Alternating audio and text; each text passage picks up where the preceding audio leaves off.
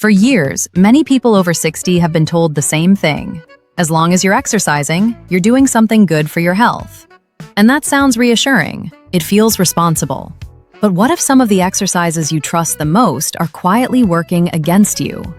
Not because you're doing them wrong, but because your body has changed in ways no one explained. This isn't about fear or dramatic headlines. It's about patterns doctors see every day. After reviewing thousands of real patient cases over several decades, orthopedic specialists began noticing something surprising. A large number of serious joint and spine injuries in older adults weren't caused by accidents or extreme workouts. They came from a small group of very common exercises, movements people had been doing for years, believing they were staying healthy. The uncomfortable truth is this: after 60, recovery is slower, joints are less forgiving, and certain movements carry risks they never did before. And one exercise in particular, still recommended by most trainers today, creates more stress on the spine than most people would ever imagine. Before we break it all down, take a moment to let us know your age and where you're watching from in the comments. Then let's start with the first exercise you should seriously reconsider. Many people over 60 unknowingly place their health at risk by continuing to perform exercises that were once considered safe and effective. What makes this especially dangerous is that these movements are still widely recommended and commonly practiced, often without any warning about how the aging body responds differently to stress. As we get older, joints lose elasticity, connective tissues become more fragile, and the spine becomes less tolerant of repeated compression and poor loading patterns. Exercises that the body could once recover from easily can begin to accumulate damage silently, repetition by repetition. Research analyzing thousands of patient cases has shown that a large percentage of exercise-related hospitalizations in older adults can be traced back to just a handful of common movements. These are not extreme or reckless activities. They are familiar exercises many people believe are helping them stay healthy. The problem is not exercise itself, but exercise selection. After 60, the margin for error narrows. Movements that overload joints, twist the spine under pressure, or force the body into unnatural positions can shorten mobility, accelerate joint degeneration, and increase the likelihood of surgery. Longevity after 60 is shaped less by how hard you train, and more by how intelligently you choose movements that protect your joints, spine, and long-term independence. What makes this issue impossible to ignore is the scale of the evidence behind it.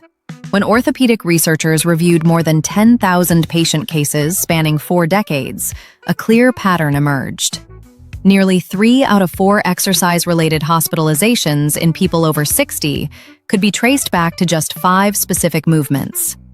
This wasn't speculation or isolated clinical opinion. It was consistent data repeated across hospitals, rehabilitation centers, and long-term studies. What shocked many clinicians was that these injuries didn't come from accidents or extreme training. They came from routine workouts performed exactly as instructed. Over time, small stresses added up. Microscopic tears in tendons, gradual disc damage in the spine, and joint wear that the aging body could no longer repair efficiently. By the time pain appeared, the damage was already advanced. This explains why so many older adults suddenly find themselves facing injections, physical therapy, or even joint replacement despite doing everything right. The research sends a clear message. After 60, injury risk is not random. It is strongly linked to which exercises you choose to repeat week after week. And this is where awareness turns into responsibility. If exercises that feel familiar can quietly work against your health after 60, then continuing on autopilot is no longer an option. The goal isn't to stop exercising. It's to stop gambling with your joints, spine, and future mobility. If this information is opening your eyes, don't ignore it. Subscribe so you can learn which movements to avoid, which ones to replace them with, and how to keep exercising safely for decades to come. And take a moment to leave a comment below. Tell us your age, where you're watching from, and whether you've ever experienced pain or injury from exercise you thought was safe. We read every comment, And your experience could help someone else rethink their routine before an injury forces them to stop altogether. The first exercise on the danger list may look harmless, but it creates a perfect storm for aging shoulders. Behind the neck, lat pull-downs and shoulder presses. These movements force the shoulder joint into an extreme position that it was never designed to handle, especially later in life. As flexibility naturally decreases with age, the shoulder capsule and rotator cuff tendons become less tolerant of deep rotation and compression. Pulling or pressing weight behind the neck pushes these tissues beyond their safe range, causing grinding, pinching, and microscopic tears with every repetition. The damage rarely appears overnight. Instead, it accumulates quietly until one day lifting your arm becomes painful or impossible. Many people are shocked when they're told they have a rotator cuff tear because they never felt an injury happen. It wasn't one bad workout, it was years of stress the body could no longer repair. After 60, shoulder health depends less on how strong you are and more on how safely the joint is loaded. Movements that force the arms behind the head under load simply ask too much of an aging shoulder. The solution is not to avoid upper body training, but to change how the load is applied. Front-facing alternatives, such as lat pull-downs to the chest or shoulder presses performed in front of the body, place the shoulder joint in a far safer and more natural position. When the hands stay within the line of sight, the shoulder blade and upper arm can move together as they were designed to, reducing grinding and internal stress. Using lighter weights with slower, controlled tempo further protects aging joints while still stimulating muscle effectively. Research shows that adults over 60 can gain the same strength benefits with significantly less weight when movements are controlled and properly aligned. Warming up the shoulders and avoiding extreme ranges under load becomes essential, not optional. After 60, shoulder longevity is built on precision, not intensity. By choosing safer movement paths and respecting the joint's changing structure, it's possible to stay strong without sacrificing long-term mobility or risking injuries that can permanently limit independence. Another commonly recommended movement that becomes especially risky after 60 is the upright row.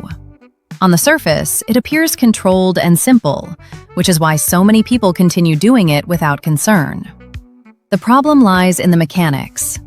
Upright rows force the shoulders into internal rotation while lifting weight upward, a position that dramatically narrows the space inside the shoulder joint. As this space closes, tendons and soft tissues are repeatedly pinched between bones. In younger bodies, these tissues may tolerate the stress for a while. In aging shoulders, where tendons have already lost elasticity and blood supply, this compression accelerates damage.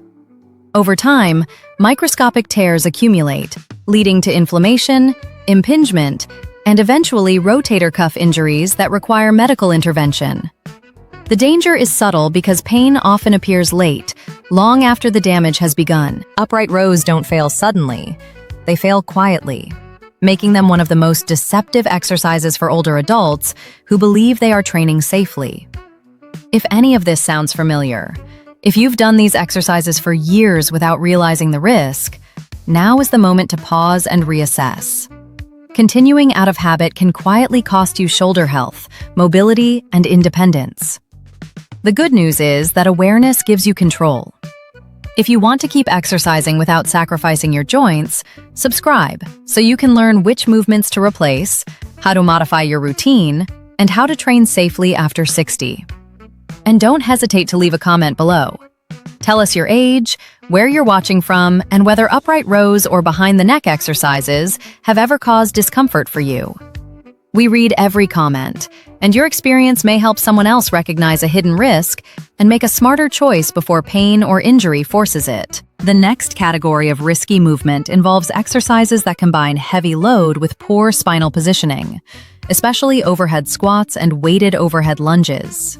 These exercises place the spine and shoulders under extreme stress at the same time, which becomes increasingly dangerous after 60.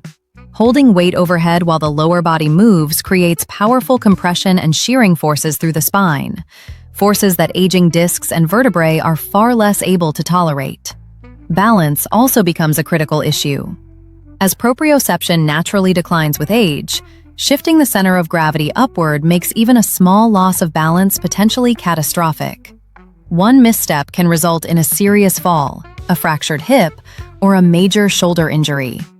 While these exercises may look athletic and functional, they demand levels of mobility, stability, and recovery capacity that most older adults no longer have. After 60, protecting the spine means keeping loads close to the body and avoiding movements that combine instability with excessive overhead stress. Safer alternatives exist that deliver nearly the same strength benefits without exposing the spine and shoulders to unnecessary risk.